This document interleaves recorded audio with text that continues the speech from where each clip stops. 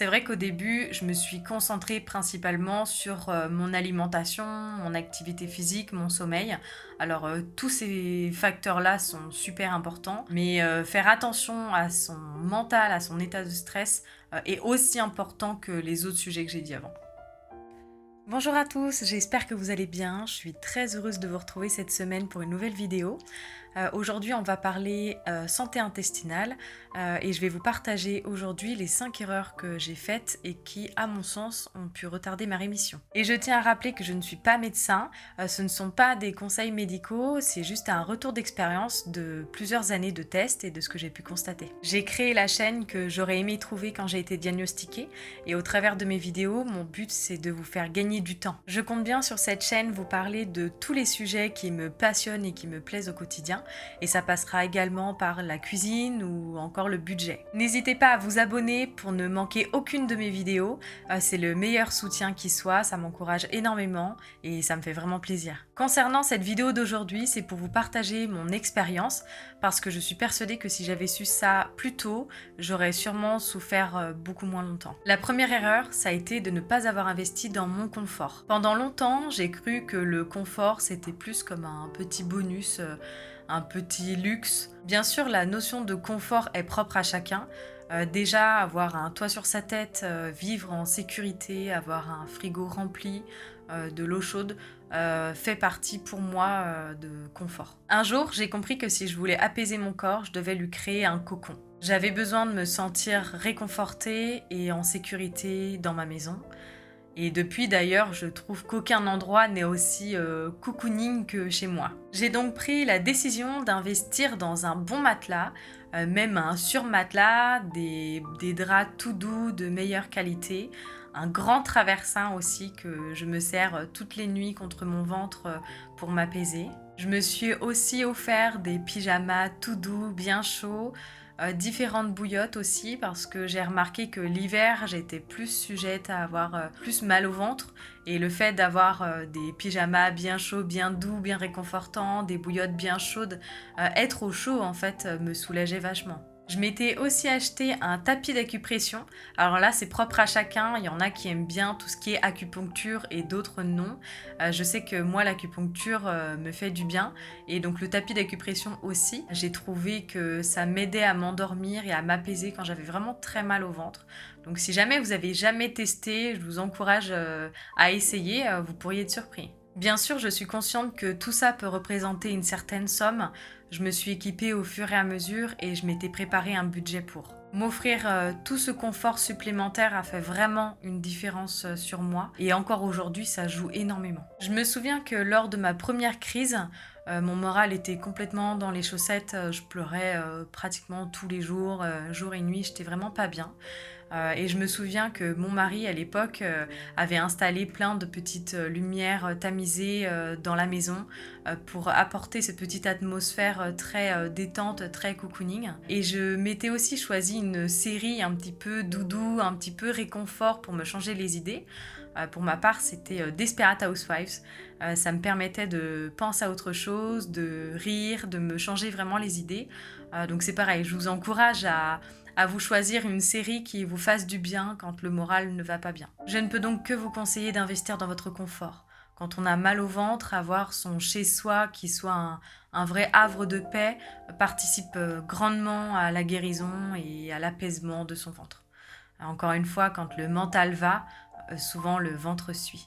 Ma deuxième erreur, ça a été de croire que d'arrêter le gluten allait régler tous mes problèmes. Quand j'ai compris que l'alimentation jouait un rôle fondamental dans la guérison, je me suis mise à arrêter le gluten et le lactose quasiment aussitôt. Et j'ai fait l'erreur d'acheter beaucoup de produits aussi sans gluten et forcément très transformés. Alors effectivement, au début, ça m'a vraiment calmé l'inflammation. Mon ventre a complètement dégonflé. Et dès que je remangeais du gluten, mon ventre se remettait à gonfler. Donc le lien était vite fait.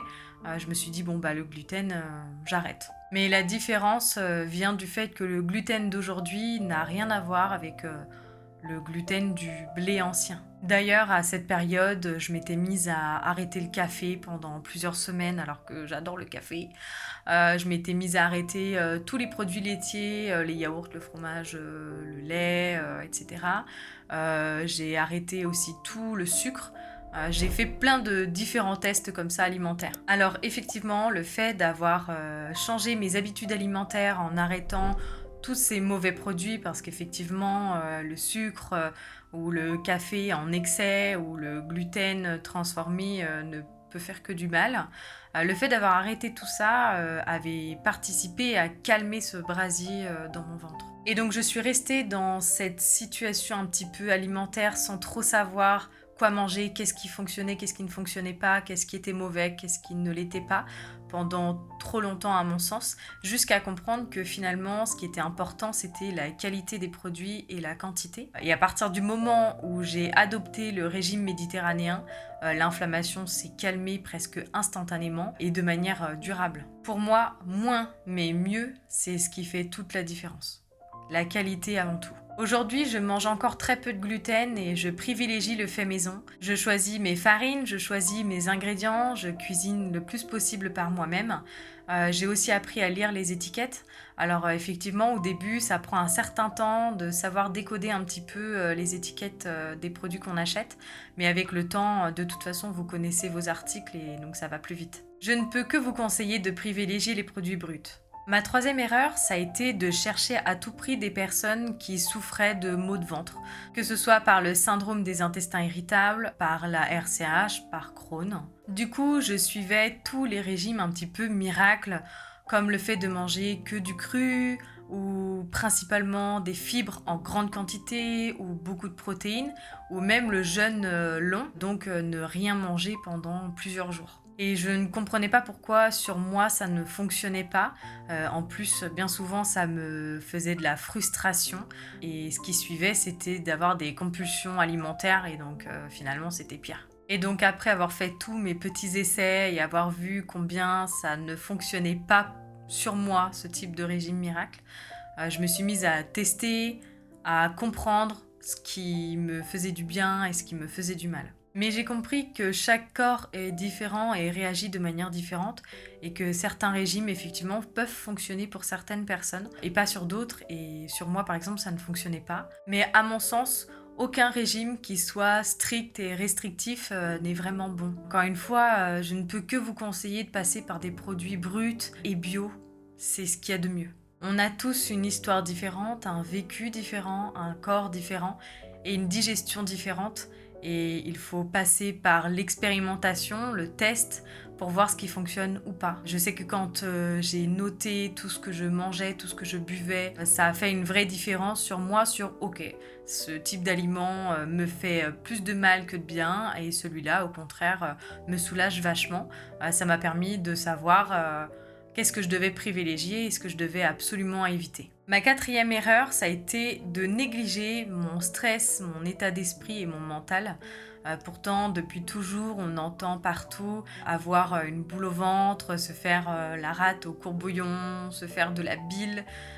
J'ai aussi entendu que ce que le cœur ne supporte pas, le ventre le digère. Et ça a vraiment fait écho sur ma manière de me dire, ok, comment je peux maîtriser mon état d'esprit, comment je peux maîtriser mon stress pour me sentir mieux. C'est vrai qu'au début, je me suis concentrée principalement sur mon alimentation, mon activité physique, mon sommeil. Alors tous ces facteurs-là sont super importants, mais faire attention à son mental, à son état de stress est aussi important que les autres sujets que j'ai dit avant. On dit souvent que l'intestin est le deuxième cerveau et c'est vrai.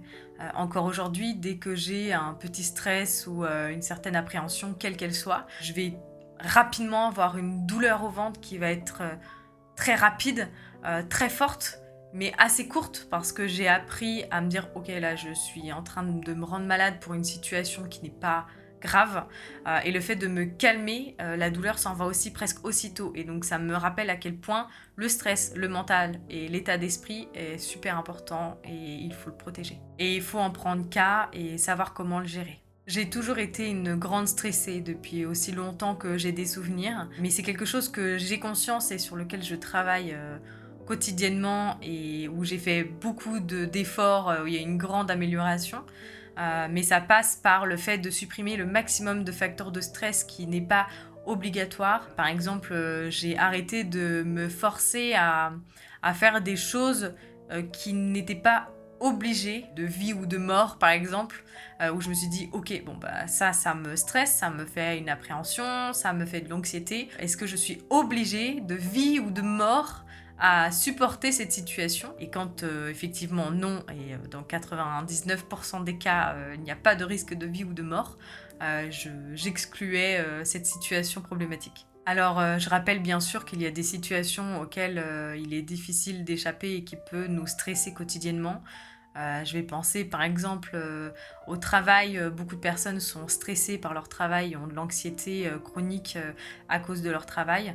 Malheureusement, il n'est pas toujours possible de faire quelque chose. Mais c'est important de privilégier une bonne santé mentale, du repos, du calme, une fois que ces situations problématiques sont passées. J'ai aussi cherché à réduire ma charge mentale.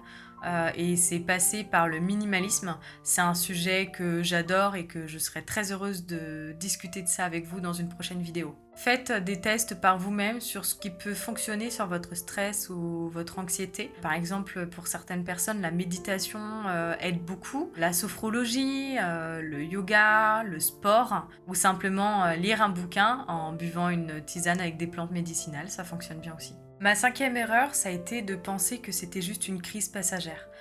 Donc au début, je me disais, bon, ben, c'est une mauvaise période et puis ça va passer. Mais quand ça dure pendant des semaines, des mois, là, on peut se sentir complètement désespéré. Et ça a été le cas pour moi au début. Mais je n'ai jamais abandonné. J'ai toujours été dans une quête de trouver toutes les solutions possibles, de tester toutes les possibilités pour apaiser mon corps, pour chercher une guérison par n'importe quel moyen. Ce que j'aurais aimé comprendre plus tôt, c'est que de vivre avec une maladie chronique, ce n'est pas attendre que ça disparaisse, c'est plutôt chercher à cohabiter avec elle et à trouver toutes les solutions, toutes les possibilités pour pouvoir la mettre en sommeil. J'ai appris aussi à avoir une certaine reconnaissance pour mon corps, à reconnaître la force qu'il avait, et j'ai été plus dans l'accompagnement envers lui, dans la protection, dans le soin de mon corps pour lui donner encore plus de force pour se battre contre la maladie.